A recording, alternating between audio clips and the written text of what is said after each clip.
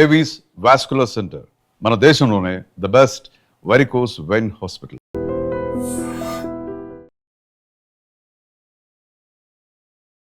Hello Santosh గారు. Hello అండి. How are you? I'm good. How are you? Fine fine. ఎలా నడుస్తున్నాయి ఎగ్జామ్స్, నోటిఫికేషన్స్?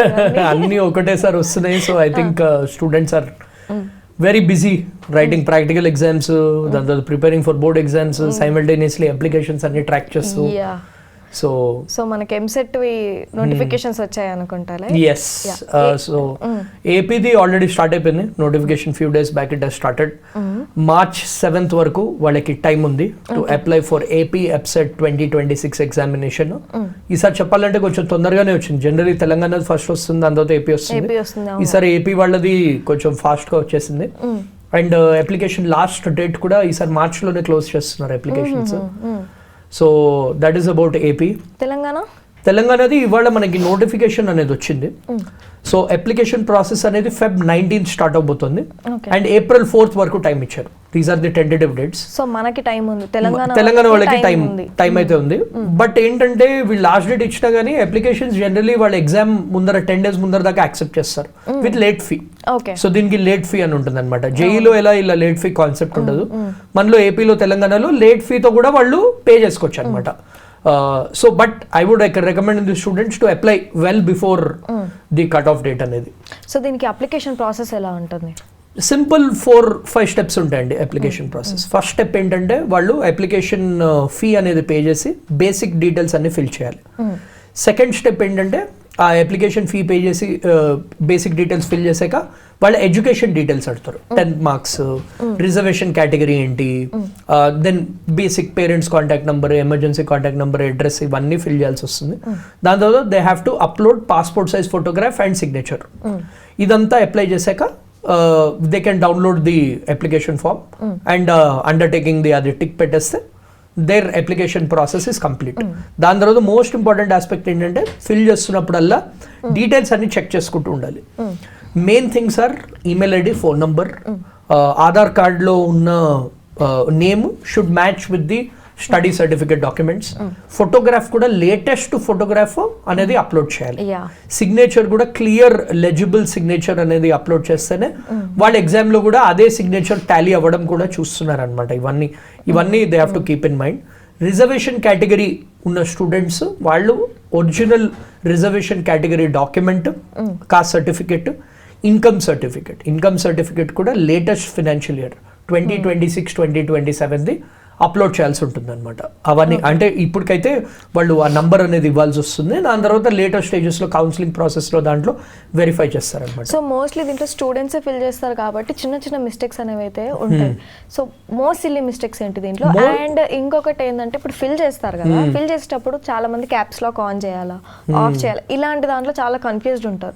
సో వాళ్ళకి ఎలాంటివి? క్యాప్స్ లాక్ ది అంత డిఫరెన్స్ అవ్వదు, ఎందుకంటే యూనిఫామ్ గానే తీసుకుంటుంది. లోవర్ లెటర్స్ లో టైప్ చేసినా కానీ క్యాపిటల్ లెటర్స్ లోనే తీసుకుంటుంది. మోస్ట్ సిల్లీ మిస్టేక్ చేసేది ఏంటంటే అది యాక్చువల్లీ బ్లండర్ కూడా. ఫోన్ నంబర్ ఏదోటి ఇస్తారు. ఇప్పుడు ఈ మధ్య ఏంటంటే ఇంటర్ పిల్లలకి అలవాటు ఉంది, సిమ్స్ మారుస్తూ ఉంటారు. రీఛార్జ్ అయిపోగానే సిమ్ మార్చి కొత్త సిమ్ తీసి ఆ ఫ్రీ రీఛార్జ్ వాడుకోవడం. పర్మనెంట్ వాడే నంబర్ మాత్రమే ఇవ్వాలి అప్లికేషన్ ప్రాసెస్ లో. చాలా మంది స్టూడెంట్స్ లాస్ట్ టైం కూడా మమ్మల్ని అప్రోచ్ అయ్యారు సెయింగ్ దట్ మేము నంబర్ ఇచ్చాము, ఆ నంబర్ పోయింది, సో ఇప్పుడు ఏం చేయాలి? సో దానికి ప్రాసెస్ అనేది చాలా పెద్ద ప్రాసెస్ ఉంటుంది, నంబర్ మళ్ళీ చేంజ్ చేసుకోవడం. సో ఏదైనా పర్మనెంట్ నంబర్ ఇంట్లో ఉన్నది, వాళ్ళ మదర్దైనా, ఫాదర్దైనా, సిస్టర్దైనా, any number which is in permanent use, ఏదైతే రీఛార్జ్ రెగ్యులర్లీ చేస్తున్నారో, బిల్ రెగ్యులర్లీ కడుతున్నారో ఆ నంబర్ ఇవ్వాలి. సెకండ్ ఏంటంటే ఈమెయిల్ ఐడి కూడా ఏదైతే వర్కింగ్ ఈమెయిల్ ఐడి ఉందో అది ఇవ్వాలి. జనరలీ స్టూడెంట్స్ ఏంటి, మనకి ఇన్స్టాగ్రామ్ లో, స్నాప్చాట్ లో యాక్టివ్ ఉన్నారు, జీమెయిల్ యాక్టివ్ లేదు. సో అది డీయాక్టివేట్ అయిపోతుంది ఆ అకౌంట్. జీమెయిల్ కూడా కొత్తవి రూల్స్ అవి వచ్చాయి. సో 1-2 years వాడిపోతే ఆటోమేటికలీ డీయాక్టివేట్ మోడ్కి వెళ్ళిపోతుంది అనమాట. So they have to use a working email ID. And plus ఇంకోటి ఏంటంటే నేను చెప్తాను, tried and tested method, technology వచ్చినా ఏదొచ్చినా ఒక బుక్ తీసుకోండి. అప్లికేషన్ ఫామ్స్కి ఒక బుక్ పెట్టుకుని అక్కడ దాని అప్లికేషన్ నంబర్ ఫిల్ చేయగానే అప్లికేషన్ నంబర్ వస్తుంది. And email ID, phone number ఏది ఇస్తున్నారు, ఏం డీటెయిల్స్ ఫిల్ చేశారు, డేట్స్ ఏంటి, అవన్నీ కూడా రాసుకుని పెట్టుకుంటే it will be easy for them to track. Correct. So దీంట్లో డాక్యుమెంట్స్ కూడా చాలా ఇంపార్టెంట్, డాక్యుమెంటేషన్స్కి ఇవన్నీ. What are the documents? నేను చెప్పినట్టు కాస్ట్ సర్టిఫికేట్ నంబర్ ఇప్పటికైతే డాక్యుమెంట్స్ ఏం అప్లోడ్ చేయాల్సిన అవసరం లేదు, just they need to give the number. అంటే కాస్ట్ సర్టిఫికేట్ పైన ఉన్న నంబర్, ఇన్కమ్ సర్టిఫికేట్ పైన ఉన్న number, Aadhaar card. Aadhaar card is mandatory అన్ని ఎగ్జామ్స్ లో ఈ మధ్య ఆధార్ కార్డ్ బేసిస్ మీదనే అప్లికేషన్ అనేది నడుస్తుంది అనమాట.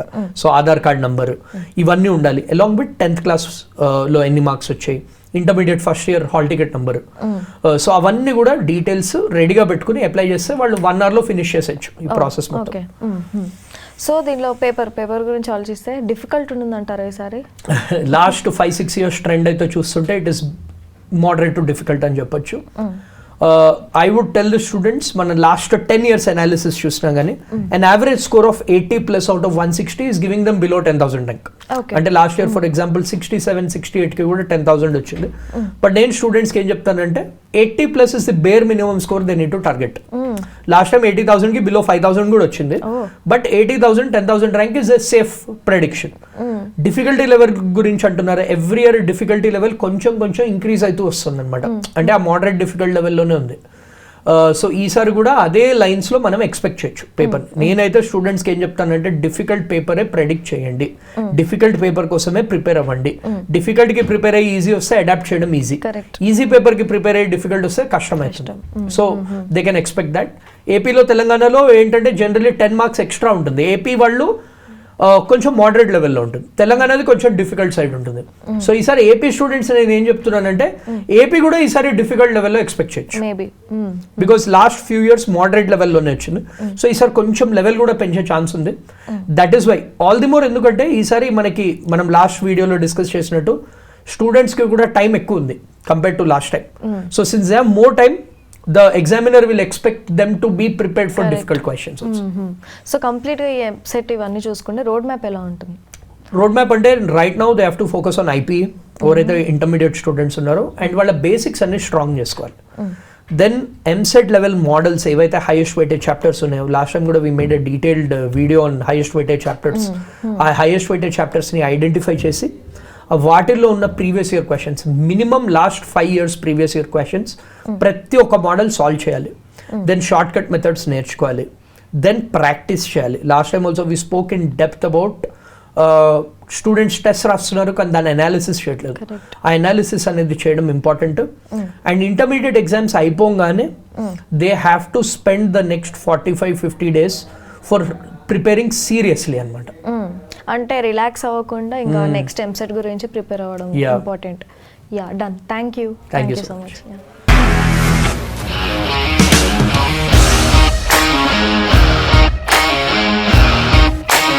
ఇండస్ట్రీలో కమిట్మెంట్ ఇష్యూస్ వస్తే నీకు కూడా వచ్చినట్టు మార్నింగ్ తీసుకెళ్ళాలంటే కొట్టి పడేస్తారు.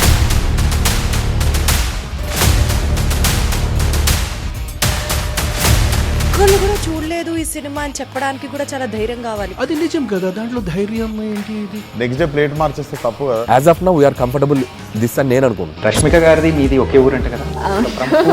నీకు కోపం వచ్చిందంటే బాగా తిట్టేత్తరా? తిట్టేద్దామండి. నిజంగా గేమ్ ని ఎలా చేంజ్ చేయగలిగారు? ఏపీఎస్ఎఫ్సి వాళ్ళకి 6 నెలల్లో నేను 6 లక్షలు కట్టా. బిజినెస్ చేయాలనుకుంటే it is as difficult as riding a tiger.